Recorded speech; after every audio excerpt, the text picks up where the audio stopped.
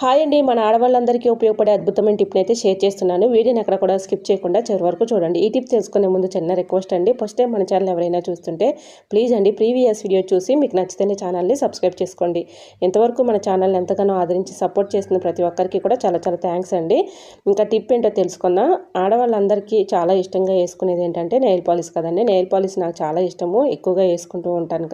ఇలా నెయిల్ పాలిష్లో ఒక్కోసారి మనకి గడ్డ కట్టేసి పాడైపోతూ ఉంటాయి కదండి. గడ్డ కట్టేసిన నెయిల్ పాలిష్ మళ్ళీ రీయూజ్ ఎలా చేసుకోవాలనేది ఈ టిప్ని అయితే షేర్ చేస్తున్నాను. ఇలా గడ్డ కట్టినటువంటి నెయిల్ పాలిష్లో కొంచెం మీరు యూజ్ చేసుకునే పర్ఫ్యూమ్ ఉంటుంది కదండి, అది కొంచెం స్ప్రే చేసేసి ఇలా 3-4 టైమ్స్ ఊపామనుకోండి మొత్తం కలుస్తుంది. మళ్ళీ మనం రీయూజ్ చేసుకోవచ్చు.